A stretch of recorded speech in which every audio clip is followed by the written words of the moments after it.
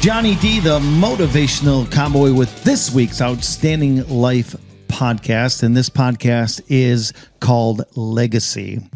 About being a great dad, about being a great parent. But before we get into that, and before I introduce to you the young men that I have in my living room, I want to let everybody know that you can listen to the Outstanding Life podcast on Apple Podcast, Stitcher, YouTube, Spotify, SoundCloud, Player FM, and you can even now donate to the Outstanding Life podcast on PayPal as well as Patreon. And you can go to motivationalcowboy.com to get all the details. In the living room with me today, talking about this incredible incredible podcast is Dan Jones, Bill Melbach, and Joshua Spears. What's up, guys? How's it going? Hey. So, Legacy, the reason why you guys are here today, I know it's kind of, I just, sprung this on you. The reason why the three of you are here is because I respect each and every one of you as men, but I respect you as fathers, and I appreciate you because nobody ever once gave us a book and said, Johnny D, Bill, Joshua, Dan, here's how you be a great parent. Unfortunately, if there is a book, I didn't get it. And something that's really important to me is being a great dad. And I guess I want to start out the podcast. A story about 25 years ago, my daughter was only 2 years old. And I was very upset that me and my ex-wife was getting a divorce. And I almost took it out on my daughter in some kind of strange way. And this gentleman came to me and he says, Johnny D, and he was very aggressive with me, very aggressive. And he kind of grabbed me and he said, let me freaking tell you something. Let me tell you something. He was kind of a big dude and I was kind of scared. And I just said, what? And he goes, your daughter doesn't care if you make $2 an hour or $2,000 an hour. What are you thinking? Start being a freaking awesome dad. And from that day forth, I always put God first and my daughter second. And Bill, I know I've known you for 10, 15 years. And the one thing I can pride myself is people will always say that you always talk about your daughter. And Joshua, you know how important, my daughter is. And I know, Dan, the first time we talked, I'm like, hey, my daughter's like, a clinical psychologist too. Right. I'm very proud of her. But it took somebody kicking me in the that didn't even know me that well. So the reason why the three of you are here is because I respect you as men. And you know what? There are dads out there and mothers that need a pat on the back. There are fathers out there that need a kick in the butt like I did.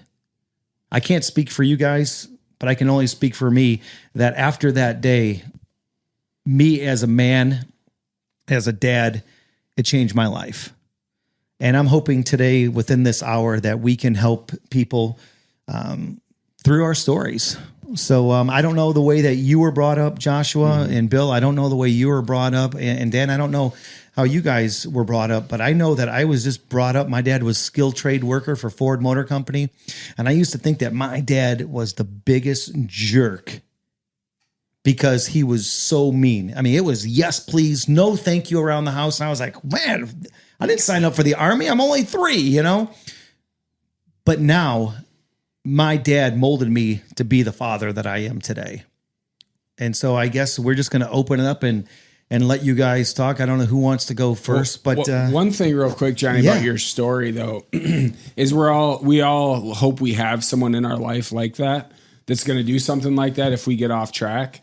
But then also the fact that, you had the ability to take that feedback, because it's very difficult as a man to have someone else say, hey, you should do this or you should do that. As a guy, you're like, you're not going to tell me how to do anything, because unless I'm the only guy that ever feels that way. Just even as a parent, not even just right? As soon as you're told something, it's like hard to let somebody else coach you and teach you. And so not only was it good that you had someone who cared enough about you and your daughter to give you that feedback, but also you responded to it the way that you did. Yeah. Kind of like one of those life-changing moments in your life. So that being said, a week or two after that, like I said, me and Frank, we didn't get along because I was upset. I mean, like most men would, right? I mean, it's not like, hey, okay, cool. You're with my ex-wife now. Everything's cool. No, it wasn't like that. And I had to come to grips with that. And I had to come to grips with this. And that was no matter how much time I spent with my daughter, this man was always going to be there more because he lived with her. And then psychologically, it was like, wait a second, no matter what I do, unless she lived with me, this man is always going to be there more with my daughter. So, true story, guys. I'll never forget this. I had that aha moment, and I said, you know what? I was a speaker then. I was just starting my speaking business, and I was like, who am I going to help? Who am I to help other people if I can't help myself, right? Mm-hmm. So I showed up on their doorstep, knocked at the door, asked for him to come outside. He didn't want to, but you know what I mean? He did, and I said, hey, listen. I shook his hand, and I said, I couldn't want a better man to be with my daughter than you. Thank you so much. I gave him a great big hug, and I said, you know what? From now on, it's the three of us, and we're going to make this thing work. That's when cell phones just came out. And I know, Dan, you don't have a cell phone, but back then, they remember Bill and Josh, they had the big bag cell phones. And I got a phone call from my ex-wife, and she's like, what did you say to Frank? You know, and I'm like, I just told him I love them, and we're going to get through this. Because Frank went back inside and said, if that's the kind of man he is, I want to be like him. Mm-hmm. And ever since that day, we all got along. You know, I mean, let me, she's my ex-wife for a reason. Okay. We're not always going to see eye to eye. Just like some of you are married here, you don't always see eye to eye, but at some point it's like, okay, the three of us are going to do this. And from there on out, it was always, you know, Jessa, Dad, Frankie, and Mom. You know, and to this day, I tell everybody, I said, my daughter's the luckiest girl in the world because she has two dads. Mm-hmm. And then sometimes when I say that, when me and Frankie are with her, and it'll be the three of us, like out to dinner or something, we're like, yeah, this is our daughter. And people look at us like, what? Yeah. And I'm like, but and then I have to tell the story because I actually think like we're together and we're not, you know what I mean? Forget it. Right. So anyways, Joshua, I mean, you have three boys. Yeah. I have three boys. Do you look at your boys and say, wow, they are just like me? Yeah. There's sometimes I feel like I'm paying for the sins of my youth, you know? My three boys, yeah, they're boys and they're 50% me. So they have a wild side, but I also, you know, think in a lot of ways, my kids have an opportunity to have a different childhood than I had. And, you know, that fills me with a lot of joy. And I know just as we're all men here, sitting here talking together, you know, that's one of the things in my life that sometimes my insecurity gets the best of me. And I'm like, am I doing a good job? And I think that's where a lot of people listening to your show might be. Some of them might need a kick in the butt. Some of them might need to say, you know what? I'm not alone at feeling like I'm not the best dad in the world. I'm trying. Yeah. I'm trying. I want to be the best. But sometimes hearing that we're all struggling with some of the same right. stuff, it can make you realize that you're not alone. And that's part of it, is realizing that you're never going to be perfect. Yeah. And your kids don't, you know, like you said with your daughter, but whether it's $2 or $2,000 an hour, at the end of the day, being there and being available, and you guys, you know about that too, but it's just. Yeah.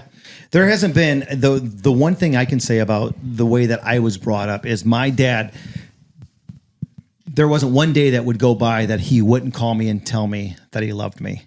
Oh, that's awesome. So that transpired into my life. There hasn't been one day that I haven't called my daughter to tell her that I love her, you know? And I think that that's important is for a child to just know that, hey, you know what? Dad cares. Dad loves you. And I'm not talking about a text message. I'm talking about a physical phone call. You know what I mean? It's pick up the phone and tell your daughter or your son that you care and that you love them, you know, and I'm going to take it a step further. And I don't want to, you know, hog the microphone here, but something that was really important to me, and I know, Joshua, we talked about this last week, and Bill, I know that we've talked about it before, but I told you guys that my dad, and he's no longer with us, and he still is an incredible guy, even though he's not physically here with us. He made me the man that I am today. But I'll never forget the time that my dad, again, he never, ever had one day that he didn't tell me he loved me. But I'll never forget about the time that I asked him. And I just asked him, I said, Dad, I know you love me. I know you care for me. You tell me every day. I said, but Dad, are you proud of me? Are you proud that I gave up everything? I was broke. I lived in a basement apartment. I drove, piece of crap cars because I was following a dream. And my dad, you guys can see him right there. He had the big beard and, he looks like a big Harley guy. And he looked at me and he started crying. And he goes, I'm very proud of you, son. He goes, I just don't know how to communicate with you. He goes, because you're different than me. You didn't want to go to work in the factory. You didn't want to do this. You will jump on a plane and go here and go there and do things. He goes, I don't know how to handle you. That's a big thing for real. Yeah. So I learned from that. And so to now, ever since that day, my dad he always told me, I love you and I'm proud of you. To this day, I still now tell my daughter, I love you and I'm proud of you. Mm-hmm. You know what I mean? So it's like, there are things that I think that we do as parents. We don't have all the answers. Joshua, I learned from you every day. Bill, I learned from you. The one thing that the common respect that we had was, we loved our kids.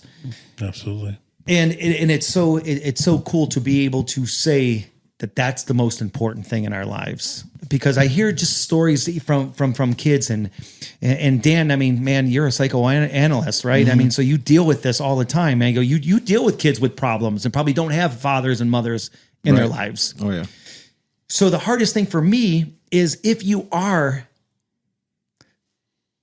I'm trying to be nice here, but if you are that father or that mother and you're not communicating with your kid because you're mad at the ex or you're mad at the girlfriend or baby's mama or whatever, man, it's not about you and her or you and him.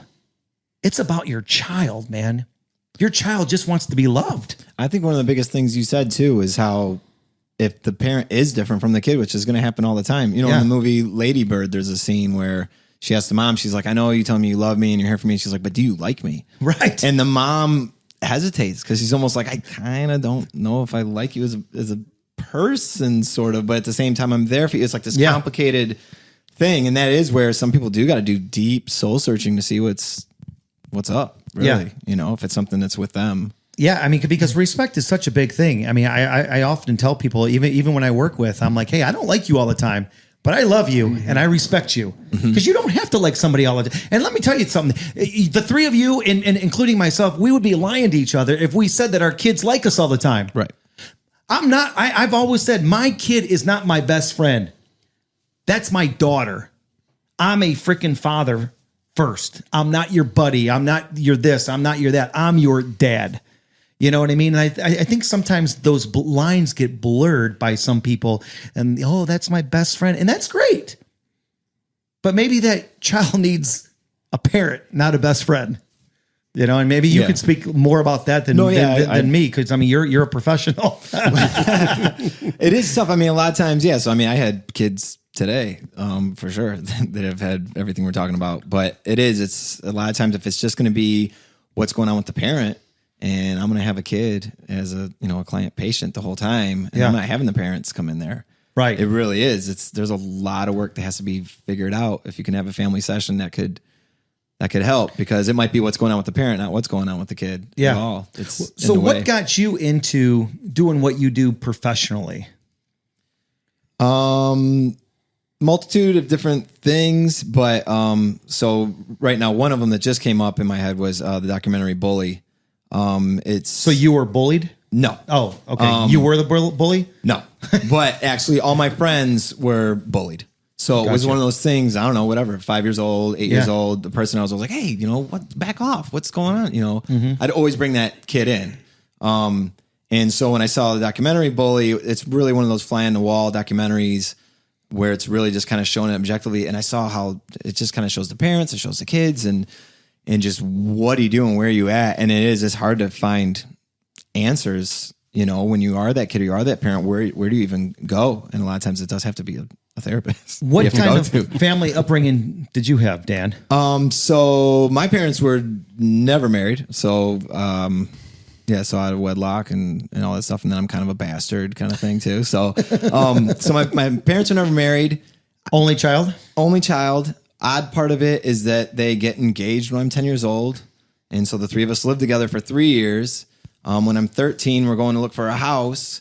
And I don't know until we're getting the house, the one that we settle on, that my dad's not coming with us. So that was a shock. because I was like, I thought we just lived together for 3 years in an apartment, and now we're getting so then my dad was out of the picture. So then he turned back into the weekend dad, more of a weekend dad than he was before that, because it was a little more random. Was he close, or were you close to him? So when you talk about the best friends, my dad was one of my best friends kind of thing. Yeah. And it wasn't until I was 18, 19, I'm like, but he never was really the dad, the person. Like, I never went to him with any problems, any troubles. It was always more, we're talking about, jamming, or we're talking about the movie we saw. It was never anything deeper than that.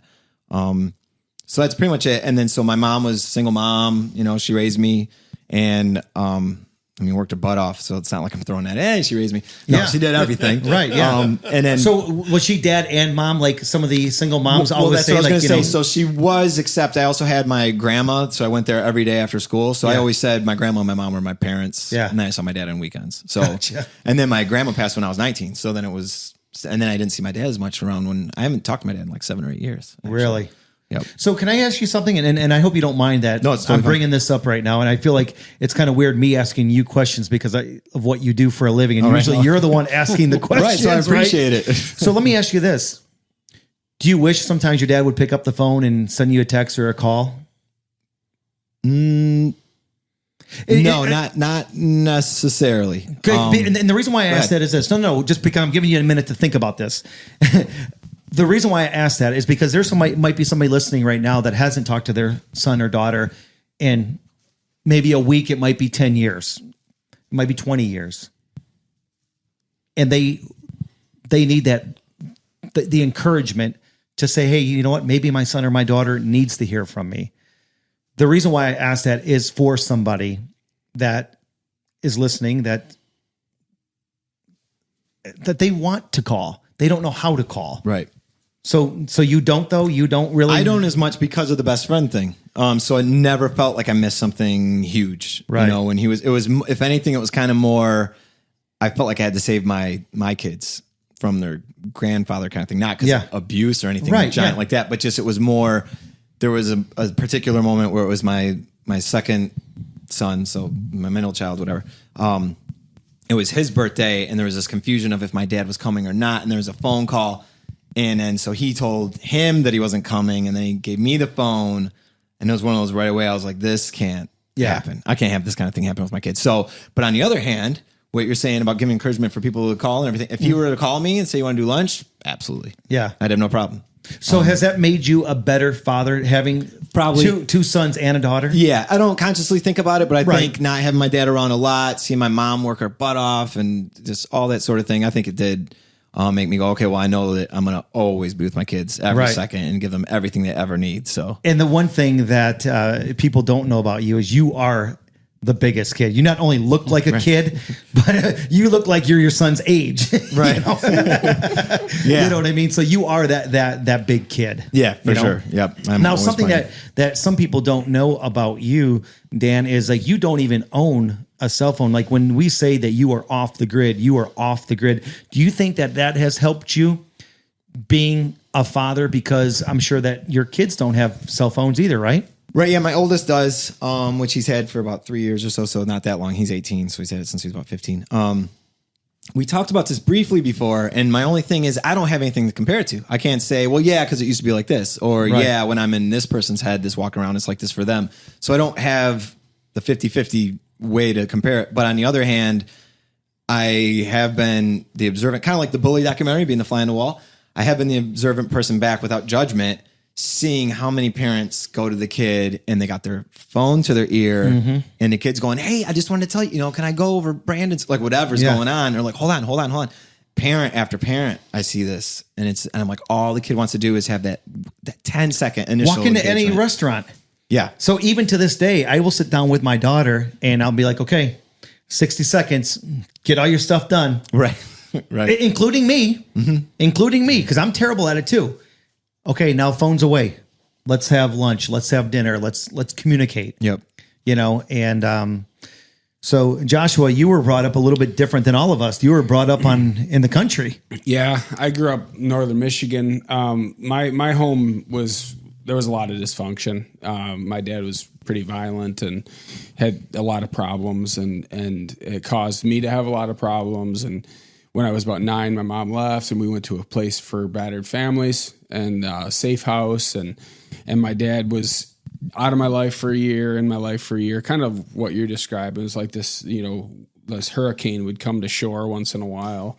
And then over the course of time, I had to resolve all those issues. And it wasn't until I was about 20 that I realized how much of that baggage I was still carrying and how much that impacted me. And I was able to do some research, and I started to realize that my dad, kind of like you were able to respond because of how your dad was. Yeah. And you do things how your dad was. We all have our own story. I started to realize that my dad's dad was just like him, and his dad was just like him, and his dad was just like him. And I realized that I had the privilege to be that transition person, right, who's going to break this chain. So when I see my kids, getting good marks in school and having lots of friends and not being like I was, I feel a sense of grace and thankfulness. So when I look at my dad, though, I talk to him once or twice a year. Because many years ago I forgive him. He's came to me crying several times, asking for forgiveness. I said, I forgave you a long time ago. Right. I got nothing but love for you. And he chooses not to come around because he says it makes him feel even worse about his job as a dad, which I guess I get. I feel like it's kind of a cop out, but I also am at that point with my role in it is it's not my job to try to fix him. Mm-hmm. I love him where he is. I don't hate him he's not Ward Cleaver. He's not Mr. Brady.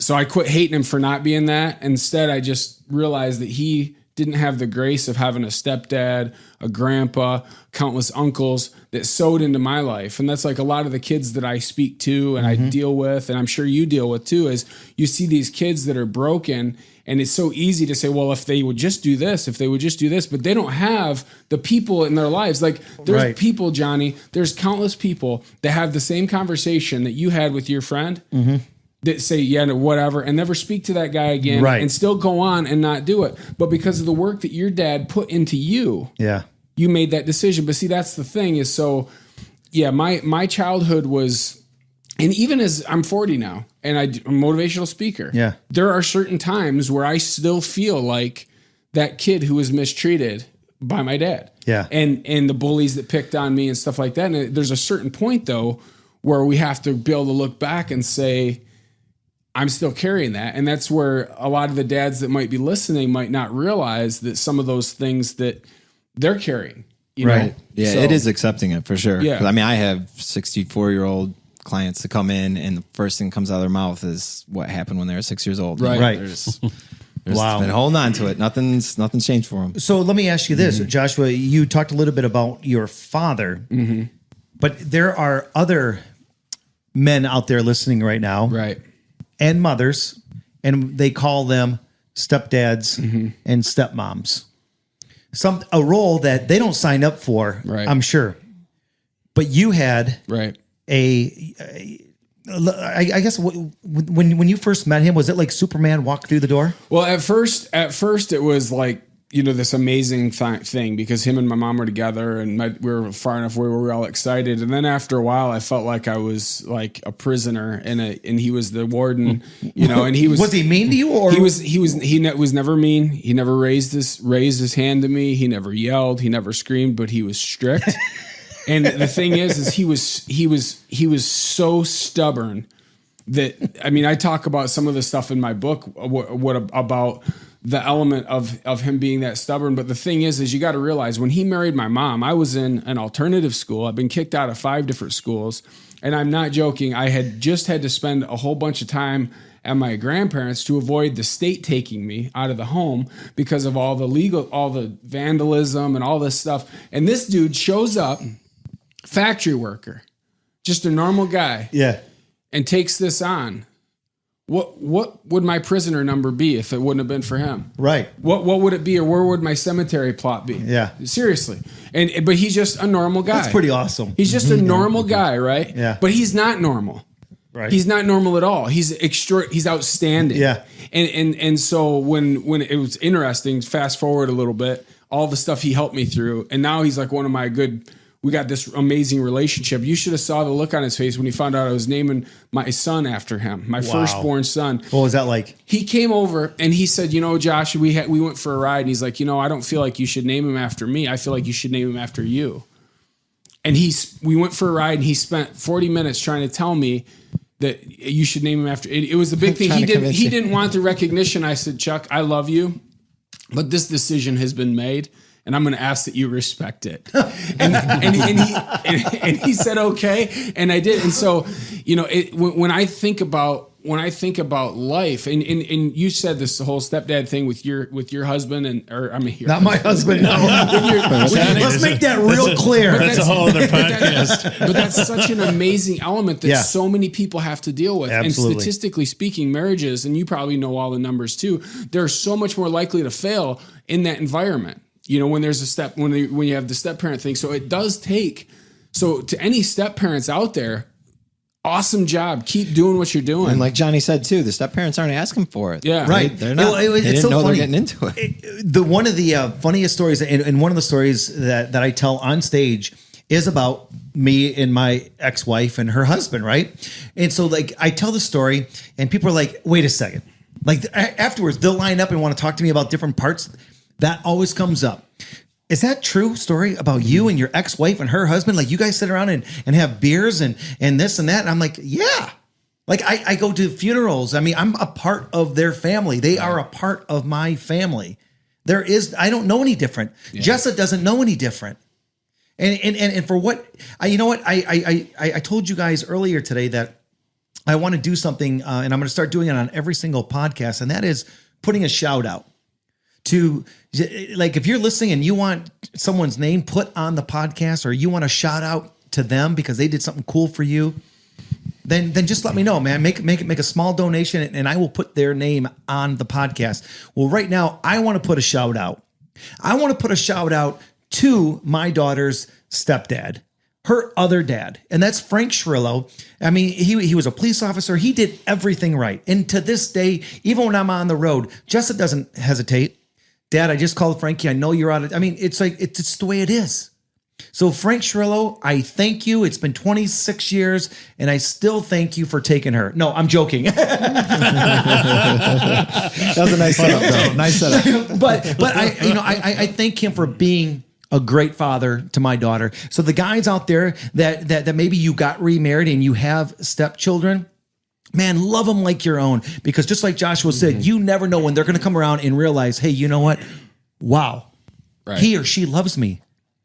And even if they're just in the beginning stages too, for sure. It doesn't have to be that they got the years invested yet. It can be that they're starting to put in that in that time, because then you get rid of that negative connotation of the step parent, know, of the evil step parent that's still out there all the time. Let me ask you with your professional experience, because my wife and I virtually almost never have any disagreements. And when we ever do, it's about my kids and the tablet, and like if I'm going to discipline them, how we're going to manage kids. So what advice do you have to a stepdad who is with a woman, or maybe a stepmom who's with kids, whatever, because the managing of the kids for me, that was a challenging part sometimes with my parents, my mom and my stepdad. Right. So what advice do you have to that dad who's got this, the step parent, the step parent who's got these kids in his house or in their house as a family, and he's got to hold them accountable, but he's also got, the mom is like, it's my kids, and he's like, they're not really my kids, but I need to insert myself here. Right. How do you navigate that without causing problems?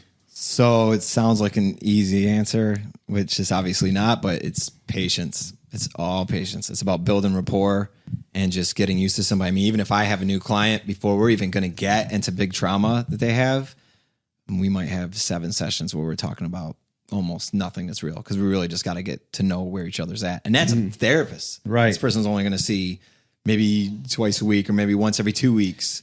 And so that takes some time. If this is going to be in the house, at least you have time on your side, because you have more of it, you have more exposure. Sure.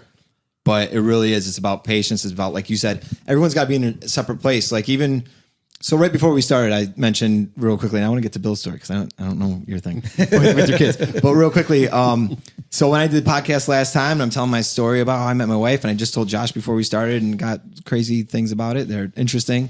My wife and I were on a break. So, and we haven't done a lot of those. We did one other break a little bit ago. There was maybe 3 or 4 days. And then this one was like a week long.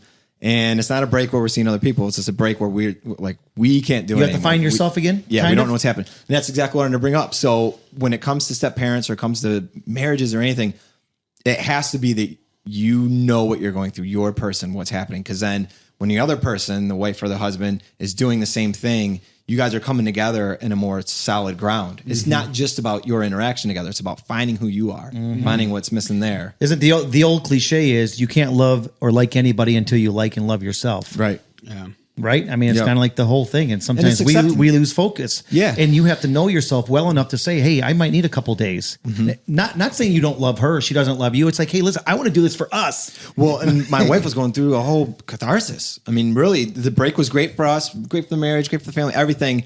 But my wife was telling me every time, she's like, I'm finding things about myself. And I don't even want to really speak on behalf No, right. Yeah. That's healthy though, right? But it was huge. That's exciting. And so it was almost like, I don't even know if I want you yet, because I feel like maybe I needed you too much and all that. To me, I was like, that's awesome. Yeah. Like instead of feeling like rejected, it was all progress. And I was like, that's exactly what's got to happen. Yeah. And it did. And we had a very nice night last night. Well, think about when it's the most. All right. Think about when you're the most when your kids are the most break paid frustrating, off. or when it's the most difficult to be a good parent. You ever have those days where your kids are just like really extra frustrating, or maybe you're extra annoyed with certain things they do, and you feel like if I'm honest with myself, it's in the moments of my own insecurity that they're the most difficult. Right. So it has a lot less to do with my kids. Yeah. And it has a lot more to do with me. Yep. And that's, I think, with me when it comes to like relationships with my wife or my kids.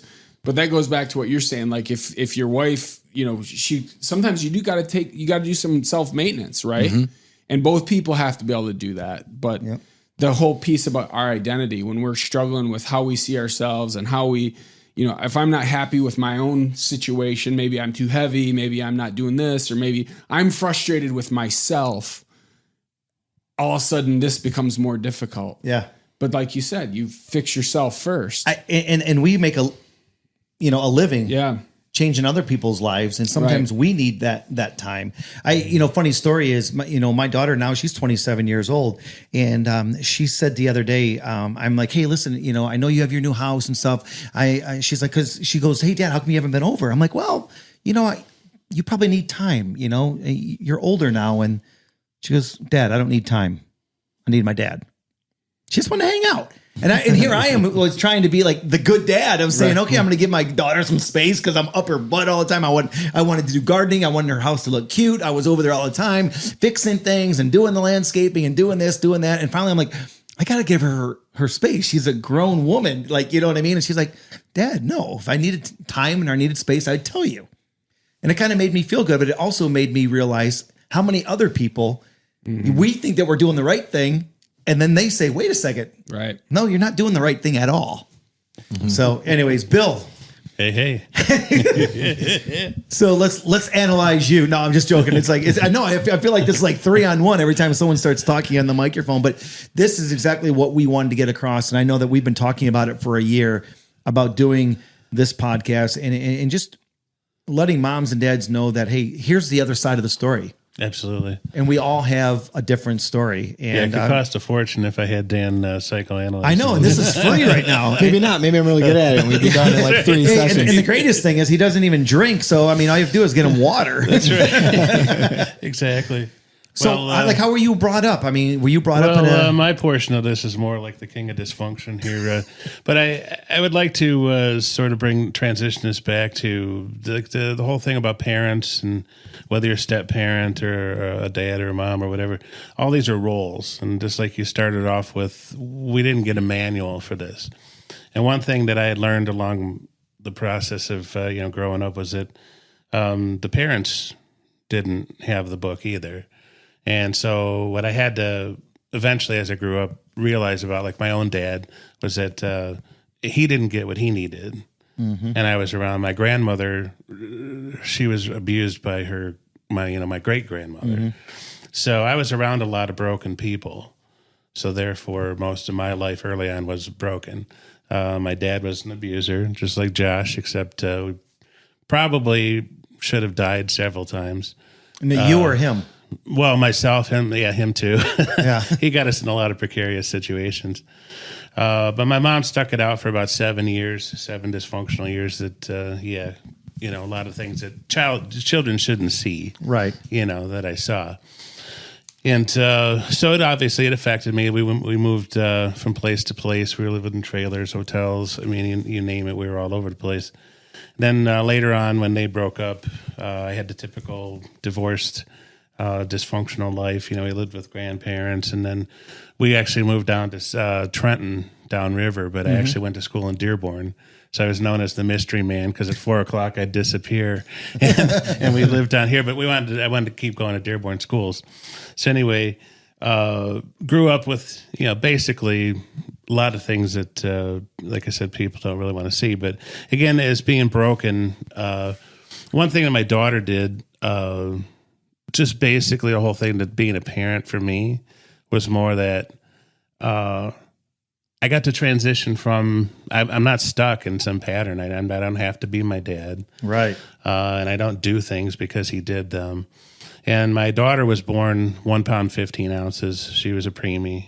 So we spent about 4 months in the NICU, like praying that she would be okay. Mm-hmm. And every single day was just like, she's going to need a brain operation. She's going to need a heart operation. And she made it through everything. She didn't actually have to have all those things. But so this process of wanting her to be there so bad just sort of flicked a switch to like, I didn't have to think about all the other stuff. I just knew I wanted her there. Right. So from day one with her, sort of began the process of healing.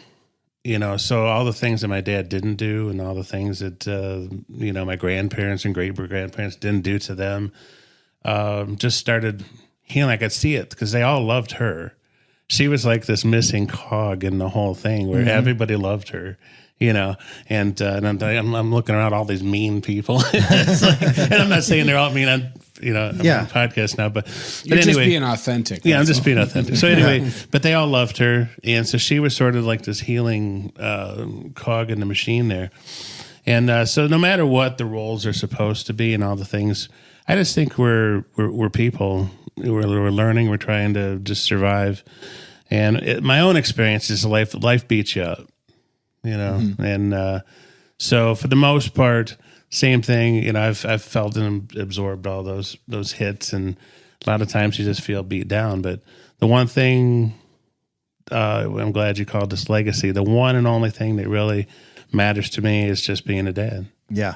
And I said on the podcast that we were on originally was. Well, I was just going to bring that up because I just want to make sure that everybody knows that, you and your daughter told her story. And the podcast is called Overcoming Obstacles with Megan. And it was all about her journey with breast cancer. And so those of you... That hit us pretty hard because I sort of had this, unbeknownst to me, I had this relationship with God, this deal with God. It's like, so after she made it, she wasn't sickly. She's never really been sick in her whole life. Mm-hmm. And so it's kind of like, okay, cool. So like we got God's grace and she's okay. So it's kind of like everything else is cool. Life can beat me up as long as my daughter's okay. And then this past Christmas, literally just before Christmas, we found out that she had breast cancer. And so there goes the deal. Yeah.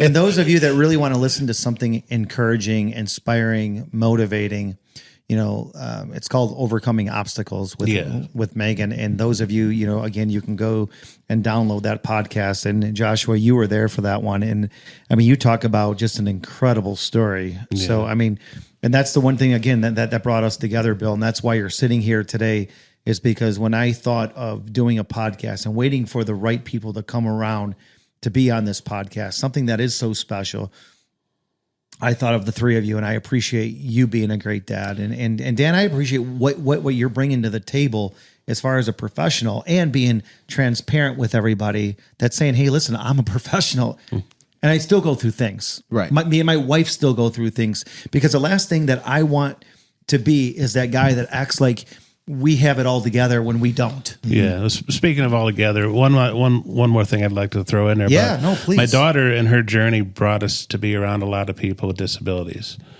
And so you're constantly, now they're broken to another level, you know, and, you know, all the physicalities that regular, you know, people that don't have those things, challenges. So what being around that has really sort of taught me as well was that everybody needs to sort of just like count their blessings. Yeah. You know, just sort of step back. You know, I know life's beating you up, but if you're a parent now, just count your blessings. You know, you've got the child, you've got, you know, you're a parent, whatever that role is, you know, embrace it. Yeah. You know, and then just understand that this is a chance. You've been given this opportunity. To me, it's probably the best thing in life. Just, you know, yeah. And it's not going to be easy. No, exactly. No, exactly. None of it's easy. I mean, Exactly. and that's the beauty is, you know, I mean, our kids are a little bit older. And Joshua, yours a little bit younger, so you're still going through those growing pains of, you know, raising. But when I look back on some of the things that I went through, you know, with Jessa is, you know, I've been speaking for 20 years, so most of her life, you know, I wasn't around because I was on the road. I was pounding the pavement, making a name for myself. The one thing, and again, I know I put a shout out to Frank, you know, which is Jessa's stepdad, but I want to put a shout out to my ex-wife, and that's Beth. And the one thing I always respected about her, again, I didn't always like her, but I respect her because she never once said, no, you can't see your kid. Never once did she say, nope, I'm sorry, it's not your weekend. I'm sorry, it's not your day. Never once did she ever play games with me in 27 years. I respect that. Yeah. When I look back now, I think in prayer every single day that she was the mother that she was, because together we made a family. And I'll do a shout out to my daughter's mother, who's kind of the opposite. She had mental issues. She took her own life, and she wasn't able to experience that. Yeah. But she gave me the best gift that I could ever have. And that's your daughter. It's my daughter. Yeah. So to her, I'm eternally grateful for that, and always would wish that she could have had embraced that more, and that it could have helped her heal, you know. Mm-hmm. But so I'll throw a shout out to her. Yeah. Hey, guys, I have to ask, you know, the other day I was driving down the road. Do you guys ever feel like, oh my gosh, I feel like my dad? Like just something so simple or so like I like, you know, Dan, I know you play guitar, and I know that you and your dad played guitar together. Right. Like, do you ever like strum a certain chord and you're like, oh my gosh, Actually, I feel like my dad. My voice sounds a lot like my dad's. And when I say that, my mom says, no, it doesn't. But it definitely does. That sounds a lot like my dad's voice. Yeah. So Joshua, what's it like for you to have 3 boys, and how old are they? 9, 6, and 2. And did you start having kids right away? Like when you got married? No, we were married about 2.5 years. So you waited a little bit. Yeah, we waited a couple years. So are you going to go for a daughter too? No, the last boy was going for the daughter. If I have another child, then I'm going to be suing a urologist. I got a little funny story. If I can just hop in, it's very short. Please. One of my best friends had the paperwork to get snipped to have their stuff finished, and got the call from the wife, I'm pregnant.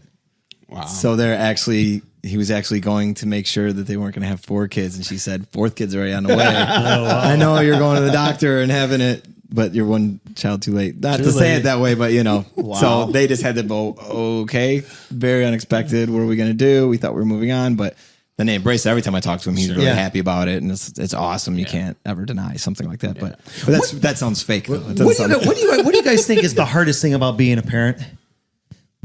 For me, it was like I think I might have smacked my daughter like once. You know what I mean? My dad never. I was going to say anger. Yeah, my dad never, ever hit me once, ever. But man, he would yell, and he had those dark blue eyes, and he'd look at me, and I'd be like, okay. Or he'd just put the belt by the door. And back then, it was okay to beat your kids. It's not anymore. Yeah, I would definitely say anger. My therapist, I was thinking if I wrote an autobiography, I'd call it Angry Dad. She's like, that's a perfect title, which is another thing about therapy. And we're talking about accepting the moment, or you don't expect to ever hear that. Like I'm making a joke. Yeah, my autobiography would be called Angry Dad, because I'm thinking I'm a piece of crap. Like I'm horrible. And she's going, that'd be a good title. She's just like, embrace it. You get mad. Yeah. We all do. You gotta Again, try you to can't find fake it. You got to channel it, and it's like, okay, being accepting of it is something where you can use it. And then of course it doesn't excuse behavior that goes too far, but you bring up a fantastic point though, because I get frustrated too, like myself, whatever, but then I'll get frustrated with my kids and I'll feel myself wanting to yell, and I try not to yell. I don't do anything physically. I take stuff away. That's how I punish them. Right. But when I get really frustrated, it's really nice for me to know there's guys like you around there who also get frustrated. You know what I'm saying? Because that's the trap, is that I'm frustrated. I'm agitated. I'm annoyed. My kids are driving me crazy. I just cleaned this house. It's trash, blah, blah, blah, blah, blah. And that happens all the time. But the thing is we don't realize is that that's part of the deal. Right. And so we think, I suck at this. Right. Well, you know what? You don't suck at it. It's just a hard job, and everybody has that challenge. Right. And it's liberating.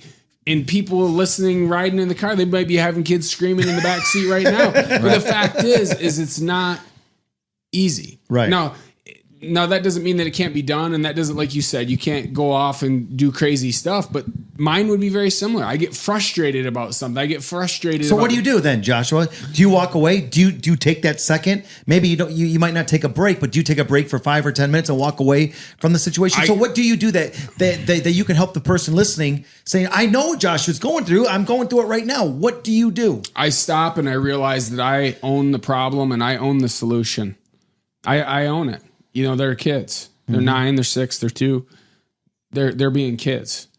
I'm the man of the house. I'm the dad. It's my job to be in control. It's my job to be patient. And if there's a problem with patience, it's my problem. Now that doesn't mean that I excuse the behavior. That doesn't mean that I don't discipline them. It doesn't mean that I don't hold them accountable. But if I find myself that frustrated, I am the problem. That's how I view it. Now, I'm not saying that's the best way, but that's how I take it. Is there a right way? I don't think there's a right way. When it came to discipline, my thing that did the most was just what I called the stove theory. I need you not to touch the stove. Okay. So at some point, whatever it's going to take to get you to not touch the stove, the whole result is I need you to not touch the stove. Right. So no matter what the problem was, I sort of approached it that way and tried to make her understand, if I'm mad, you need to understand it's because you're going to have some result. It's just as much as like you're going to, burn yourself. Yep. So to me, it was just sort of, I tried to simplify it like that, where, you're going to have to get, like, I can't have you run across the street. Right. You have to learn. There's certain things you just have to learn.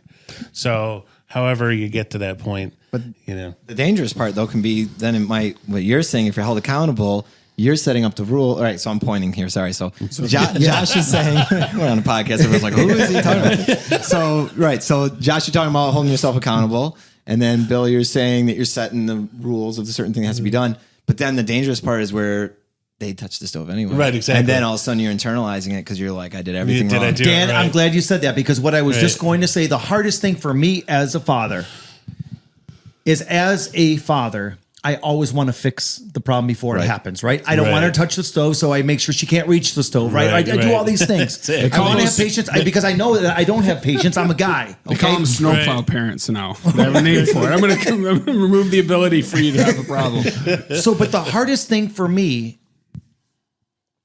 and I found this out later on in life with her, and that was after college. And she went to work for some doctors that I didn't like, and I wanted to go in there and fix the problem, right? But I can't.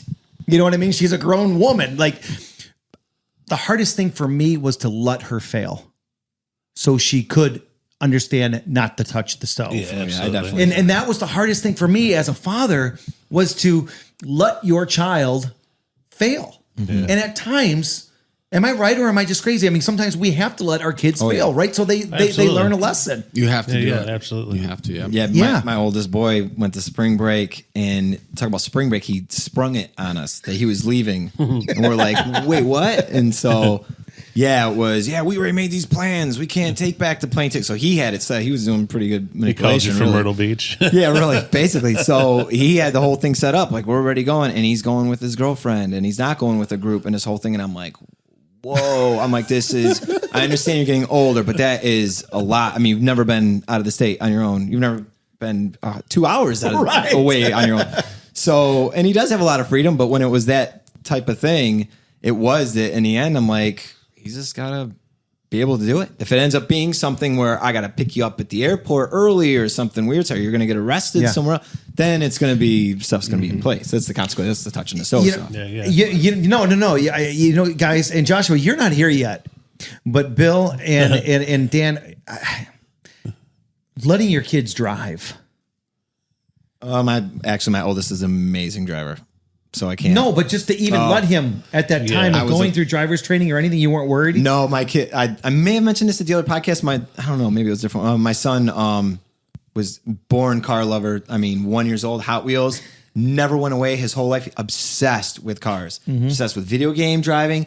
As soon as he got behind the wheel, it's like he's been driving. He's like as good as me when he went to driver's training. So for me, it's odd. Yeah, I never even really had a fear with it. And maybe it's just me because of my daughter and having a girl. Like even though she was just like me. The day that she could get her permit, she did.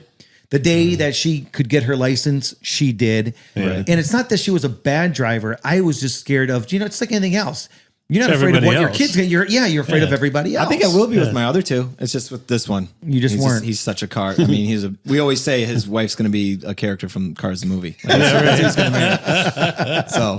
So Joshua, when you need to put, just because your kids are a little bit younger, when you need to have a few minutes to yourself, because what people may not know about you, and Dan, you might not know this about Joshua, and Bill, you might not even know this about Joshua, but he's also not just a motivational speaker. He's a stay-at-home dad. So he not only cooks, cleans, does the laundry, he does everything. He picks the kids up from school. He's the whole deal. Nice. But when you need time, Barney was the thing back in our day of our kids growing up, Bill. And I would just pop in a VHS tape of Barney, and I knew she was good for 30, 40 minutes, 50 minutes. Yeah. For you, what do you do when you need to get away from the kids for a few minutes? I'm going to give you a minute here, because the last thing I remember, and that happened about a week or two ago, they were on spring break, and you had them up in the room together, 3 boys, cleaning, while he was on the phone with me and we were taking care of some business. And what do you think of when you want 3 young kids in the same room cleaning drawers? Well, I know what you're talking about. Well, that was chaotic, because I went through every article of clothing in my house, and Joshua doesn't drink. So, okay. Well, I went through every article of clothing in my house and said they have to, I'm not getting rid of everything that doesn't fit. But for me, I think that my wife and I have a really good system. We have a good system in place. Like, for example, tonight, I'm here. We have a babysitter because she's out with her parents at a special event, like a beer dinner type deal. But we do a really good job of giving each other that kind of space. So for me, I'm very fortunate. I have a lot of property, and I like to mow my yard. I like to work in my barn. I like to work in the garage. So when I need some space to myself, I try to not give my kids screen time too much. So what do you do? If it's just the 3 boys, depends on how desperate I am. Depends on how desperate. Let's say you're really desperate. If I'm really desperate and you're frustrated. Then I will do what I say I shouldn't do, and I will let them watch some YouTube, or I'll let them, if I need some space, or if if I got an important call, or I got to try to work on a speaking thing or whatever, I got to get some time to myself. I'll let them do that. But ultimately, I try to keep them busy with other things. I'll give them, we have this big art tub, and I'll say, oh, can you guys make something for us and make a project or something, but I think one thing too that, we've all talked about how there's not a manual and stuff like that. But I was thinking about, when's the last time you guys bought a grill? A grill? A grill. You got a new grill, and you got to learn how to turn it on and all this type of thing. And I think that a lot of times when it comes to being a parent, at least when I found out I was having kids, kind of shifting gears here. Sorry, no, you're fine. I'm following you. But I started reading all kinds of books that I could find, and I was able to uncover so many things that I'm not an expert. You guys are further down the trail, so I am not trying to pull that card. You'd be like, yeah, wait, your kids are young. Wait, I'm not saying that at all, but there's so many things that I felt like I've headed off at the pass. Right. Because so my challenge to the listeners would be, okay, so if you buy a new grill, you're going to learn how to put it together. You're going to watch the things. So what kind of books can you read and what kind of different things can you do? Like my stepdad listened to, it was the Christian radio station. I can't remember if it was Andy Stanley or Chuck Swindoll, one of those guys. He listened to him all the time. I was always using those different things. My whole point is that there's a lot of resources out there. And if we're going to take time to learn how to use a grill or a new laptop or a new cell phone, there is a lot of stuff out there that especially now. Yes, that you can do. That, like I read this book about how the firstborn son, there's typically a problem with the dad and the firstborn son because subconsciously the dad doesn't realize it, but he feels like the first child took the attention away from them because it used to be mom and dad or husband and wife. Now it's mom and dad, and there's this baby there. So there's this, and it took about a month. I read that before my son was born. I took about a month, and I've experienced that. And I was like, what about me? What about me? And I remembered reading it in that book, and it just told me that, you know what, this is normal. Yeah. I know what it is. I'm not falling for it. Right. Yep. And so I guess you asked about my kids and what I do to take a break, but I just think that I wanted to make sure we mention that. And when it comes to like how to do all that kind of stuff, as far as how to give yourself a break. I mean, there's a lot of really good people out there. Tim Elmore he does a lot of stuff with growing leaders. I read all his stuff because just like all of us, I'm not there yet. And I'm coming from a broken home. I haven't had that example. So I feel like it's my job to, work on it. The problem is, like Dan said, is when it goes awry, then I blame myself. Right. And then I'm trapped. So I struggle with that. I was going to say too, actually, we have more in common because maybe you guys don't know this about me, but I'm a stay-at-home dad. So as much as I have a job, I haven't. So I was in the same position. So I got the 3 kids. They're younger, they're older now, but I was always a stay-at-home dad. I was picking up, doing the lunches, dropping them off, making the dinner, doing the same kind of thing. And then it's that downtime, knowing what to do when you're by yourself, not blaming yourself. I mean, being a psychotherapist, I'm still doing it. I got to make sure I'm not doing it. So I was going to ask you, so do you take like physical space?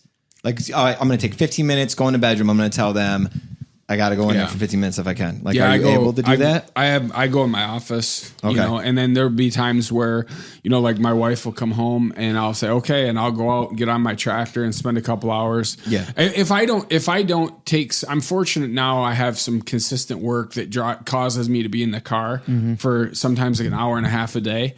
And that does help a lot. Absolutely. Because you can sort yourself out.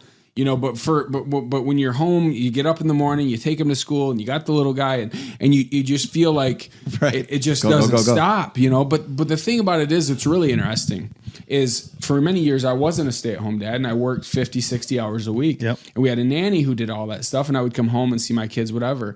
And I would get in those moments, and I would feel like I'm not doing a good job. But being a stay-at-home dad and getting to spend some time talking to the mommy militia, the ones that, you're the only guy and there's 5, 10 women. You start talking to them and you look at these people and they got it together. They got this amazing family, and you look at them like, oh, they got it together, and then you get to know them. And they're like, my kids are driving me crazy. And you're like, but that's the thing, is it was the aha moment. Yeah. They look like they have it together, but guess what? They don't. They have the same challenges I do. That's right. And they're no better than me. And that's exactly why I wanted to do this podcast. Exactly. I wanted people to feel normal. Exactly. Right. Yeah. Yeah, for me, it was Berenstain Bears. Every time I was reading the kids, I'm just reading them a story, and then to myself, I'm like, oh, it's so true. Like, why did they, I thought it was just me. So I'd be so happy every time I got a Berenstain Bears book. So I'm getting more of it than the kids. I'd like to challenge the audience too, based off of Dan's example there. I think one of the things that is an ongoing joke in society now is everybody's head is buried in their phone. Right. Mm-hmm. So even though we're learning, we're talking about communication with your kids. Now, when you're reading your kids a story, so see, part of Dan's story, you mentioned earlier, is off the grid. Well, I learned some stuff by hearing his story, but I really think that there's a message that you bring to people, like even just that, like actually just physically reading with your kids. Right. Not just letting them watch it on TV or whatever. So anyway, I would just challenge them to maybe if you could share a little bit more about that perspective, but I just think in terms of actually communicating with your kids. Yeah, I mean, well, Jed, even if it's just reading the stories, I mean, I was pretty adamant about it. It was, I mean, pretty much every night, unless we're having a movie night or unless we went out to Redford Theater and saw some classics, so we're coming home a little bit too late, like something. It was every night, and I actually remember being so sad when my one son he was 12. So we did it as a family. So even though I'm still reading kid books and he's 12, it didn't feel like it was baby books because we're kind of upping it a little bit. And, I don't know, he could zone out if he wanted. But there was the one night that he was like, I just don't want to read them. And I was like, I was so sad because he's not going to be part of the group anymore. And then so I've had that kind of adjustment with each one. And the biggest thing with reading stories to kids is not looking at the time. Right. Like that's really what it's about. If you know you're only going to have 5 minutes, then maybe don't read the story. Don't rush through the pages. Maybe just tell the story in the dark and rub their back. And like it's those moments. The thing about that is though, and kudos to you, Dan, because I read to my kids, but not near as much because I'm tired. Right. And that's not right. I'm wore out. My mind's somewhere else. But I'm saying like that's a great ideal. And I want to thank you for saying that because you know what? That motivates me now because I think about all the times where my kids ask to have me read to them.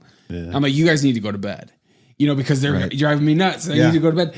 But I need to not be that way. Right. It's true, but it also speaks to what we said, though. You still need that space for yourself. So it's a matter of balancing it. Don't dismiss that you need that space. Right. But give them the 5-8 minutes of the story and then give your time that space. Right. There's something. I don't know. I'm not in your house. But it takes discipline, though. I mean, to do that, like for me, it's, my wife and I we'll go back and forth with bedtime. Mm-hmm. And she always reads to them. And I don't always read to them. I do sometimes, but not near as much as she does, and I'm thinking that that's probably something I need to work on. Well, it's something that you do every day, and that's you read for yourself, for your own devotions and stuff like that. So maybe you take 10 or 15 minutes of that time and you read to your kids instead of reading just to you. Yeah, I could wake them up. Right. I could wake them up at 5 a.m. and say, "What is this routine? This is what Jesus said here. This will be good for you. Quiet." So, Dan, let me ask you this: I know you have an 18-year-old and a 16-year-old, and you probably don't read to them anymore, right? But you have a 12 or 13-year-old daughter. Do you still read to her? Yeah. So we just tried to switch it up a little bit because I've said before, she's so artistic. Artistic. They all are. They're really artistic. They're really energetic. So when we're reading the kids' stories, even if they're picture books, like we're getting deep. We're acting goofy, and it's like a sideshow or something. So we've just recently tried to get into like the junior novels that we're trying to read. So we have like Wrinkle in Time. But as soon as we started doing it, even though she's 13, she's like, I don't know if I want to read this. She's like, grab one of the picture books. So she wants to like go back and jump into the Berenstain Bears because I don't know. It's just I guess something in it. And that just reminded me of, and guys, we've all been there with our kids. I love, and to this day, I still love the color. Oh yeah, me too. I don't like. I mean, I will go to a restaurant and ask for the kiddie menu just so I can color. I know it sounds funny, but that's something that, and I think that those are kind of things that we may say that they're too old. But really, I think down deep inside, we're all kids. You go to group therapy, first thing they give you is crayons or toys. That's what my daughter says. I mean, you're going to do the same deal. Do some crafts and make a bracelet while you're in group therapy with, a 70-year-old. So let me ask you this. Do you ever change it up and let your daughter read to you? She usually wants to. I'm like, no, this is my job. I'm doing it. So we kind of get funny about it. And then, so now we got a thing where when I start reading the same page, she starts reading. So we start reading over each other and we get louder. So it's actually, that's kind of become a game thing too. Yeah. So yeah, I let her read to me. Dan, since you have the mic and I want you to take a couple minutes or just a minute, or I want you to put a shout out to somebody that is important to you, or or just maybe a friend, maybe it's your wife, maybe whatever. I mean, I want you to take a minute and just give a shout out to who you want, or maybe you want to put a shout out to you. No. Wait a second, they can't find him because he's off the grid. He doesn't even have Facebook. He doesn't have Twitter. Able to find myself. To describe this for the people at home, Dan is patting himself on the back.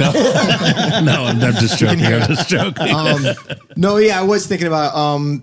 So I self-published a novel called Crystal and Her Family. It's really risque. It's kind of a metaphor for the things we go through.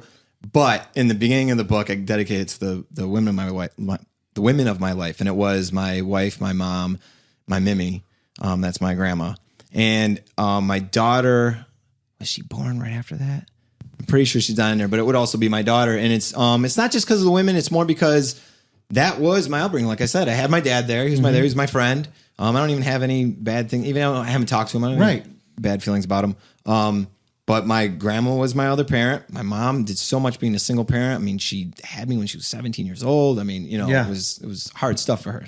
And then my wife, of course, because I'm the stay-at-home dad, but we are partners, like you were saying. If you can balance that in a marriage, it's really awesome. And we never even had discussions about it, my wife and I. Mm-hmm. So the shout out would be definitely to Nancy Goldpaw, my mom, and Mary Druno, my grandmother, and Crystal Jones, my wife. So nice. And how can people find your novel? It's on Amazon and things like that. It's through Infinity Publishing. So when I published it, it was 2006. So it's when morons like me were paying a company. Nothing against Infinity Publishing, but when we were paying a company to print things as opposed to just going to a printing place. So it would be on there. I'm trying to get a platform. Dan Jones Films it's all just one word, is my YouTube thing. But awesome. Yeah, getting there. And I Joshua, didn't want to plug myself though. No, and that's great. And Joshua, I mean, because literally, guys, we have about 5 minutes. I can't even believe. Again, it's been an hour. But Joshua, one thing I want to make sure that you do, and that is, put a shout out to somebody, something. Sure. You have a lot going on, so I have no idea what you're about to say. So go ahead and take a minute and put a shout out to an organization. Sure. Yourself. Well, I mean, there's a lot of different, like you said, irons in the fire. I think ultimately you're talking about legacy and the vein of this podcast. My grandpa, Gerald Roberts, was voted last week as Father of the Year in my hometown. Awesome. And he is going to get Congratulations. he's going to get his, they're going to unveil it this week. He doesn't know. And it's going to happen. Hopefully he doesn't listen to the podcast. Well, this Saturday, he's going to get it. And I think about legacy, and I think about how him and my stepdad, Chuck Kramer, how they stood in the gap. They stood in the gap where my dad wasn't there. And without those two men, Charlie, Danny, and Benji, my boys, I wouldn't be the husband I am. I wouldn't be the father I am without those two standing in the gap, doing something that quote unquote wasn't their job, but they did it anyway because it had to be done. And I'm here because of them. I'm the man I am because of them. And there's no way I can ever thank them except by doing what I'm supposed to do. Right.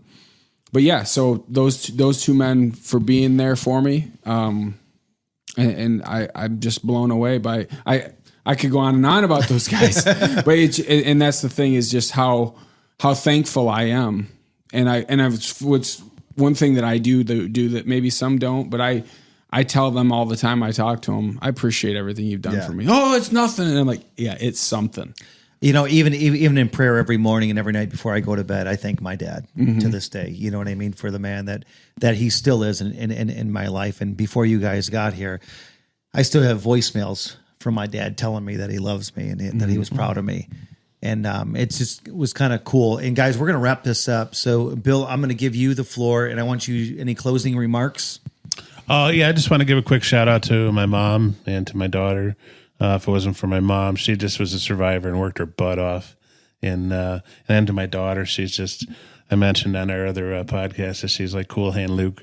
No matter how much life just beats her down, she just keeps getting back up.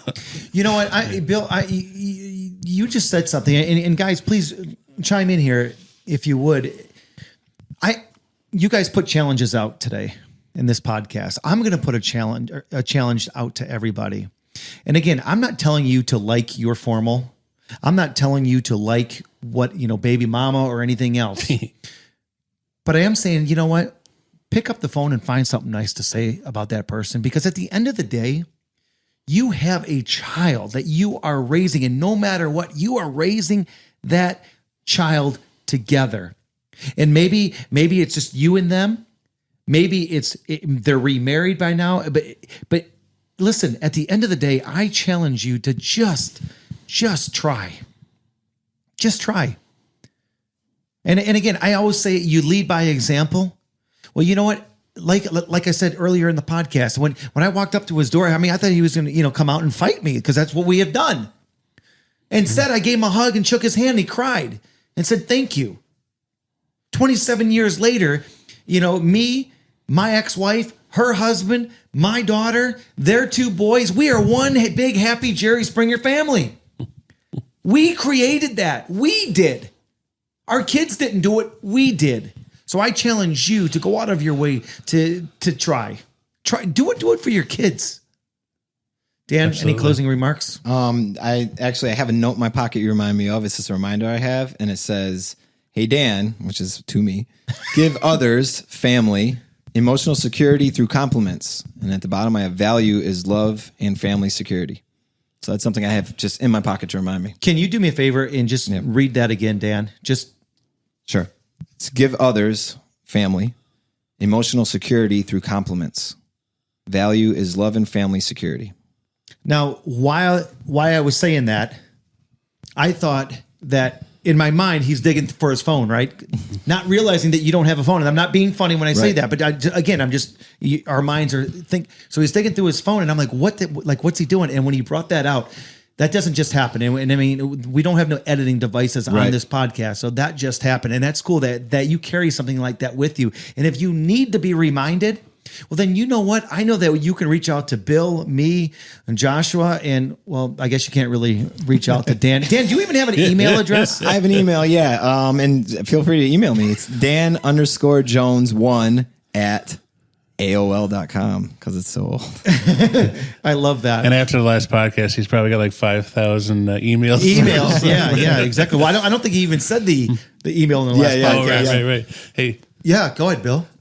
Real quick. Yes. Go ahead, Josh. No, go ahead. Go, Bill. I want you to go. No, just before you're done, I want to mention, because it revolves around legacy. Okay, cool. Go ahead, Joshua. Closing remarks.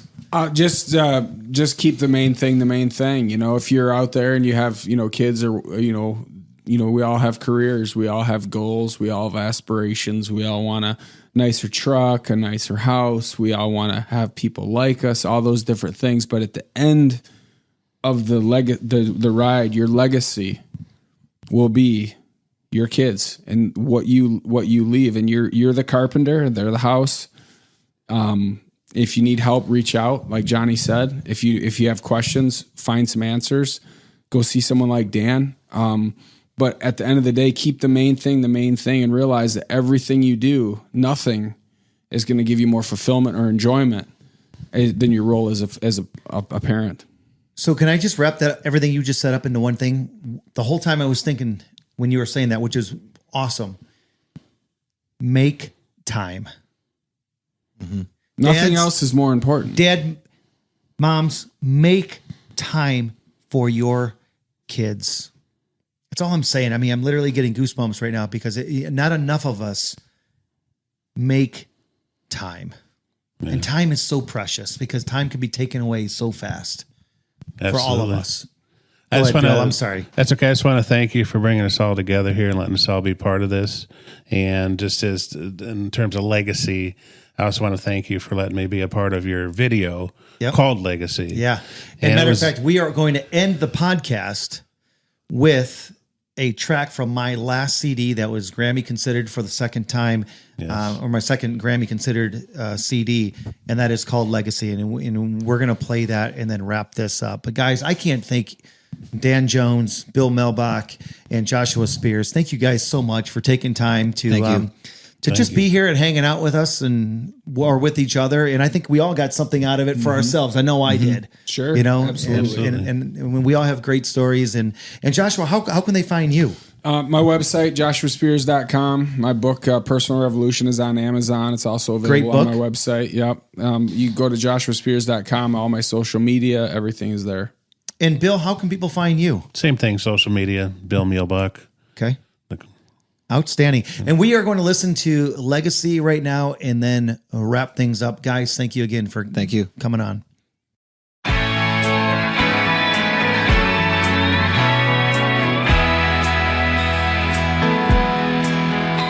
Everyone wants to build something. Everyone wants to make their mark. It's been said that a rich man leaves his fortune. Well, I guess I'm not that smart. I will leave you with my love, my wisdom, and always, always my heart. You are everything that's good in me. And that's not even the best part. You have taken my gifts to you and improved them in ways that I never even knew. You are my legacy, my gift to the world. You'll understand when you have your own boy or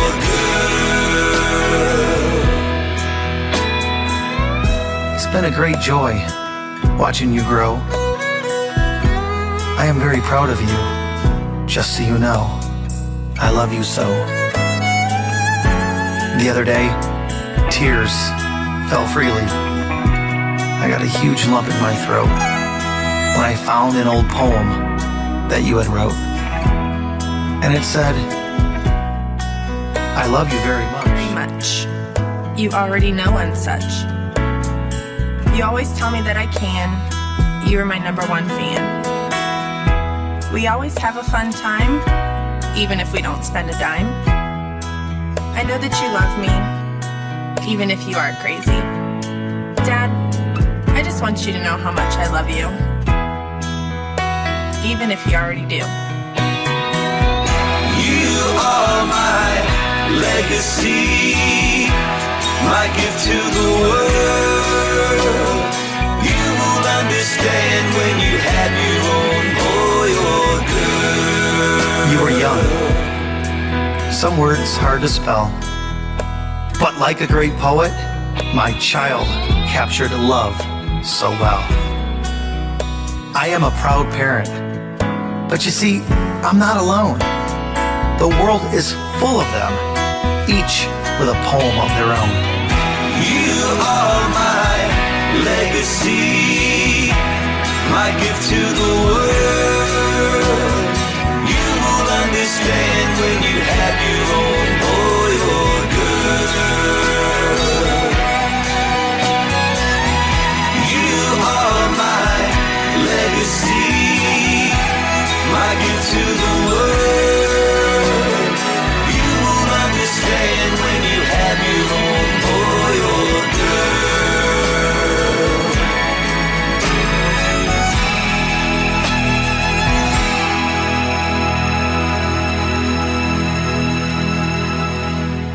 All right, this is Johnny D, the Motivational Cowboy. Don't forget, you can listen to all the podcasts on Apple Podcasts, Stitcher, Spotify, YouTube, SoundCloud, and Player FM. And don't forget, you can donate on PayPal, support on Patreon, and you can find all the information at motivationalcowboy.com. On behalf of all of us, man, be safe, have fun, and have yourselves an outstanding day. And thank you for listening to the Outstanding Life Podcast.